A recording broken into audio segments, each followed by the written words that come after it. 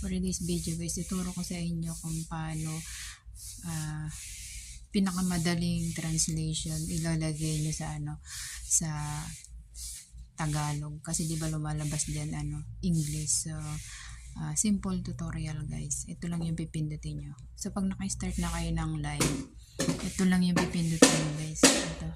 Ito yan settings yan. Shout out kay kay Miss Ann, siya nagturo. Tapos automatic translation, di ba naka-on yan? Para yan sa English guys. So ngayon, di ba yan, chat filter, community, on yan, i-off nyo lang siya dyan. Ayan. So yan, off lang. So pag may nag-chat dyan, totally na siya, Tagalog. Basta ito lang guys. Ito yung sharing.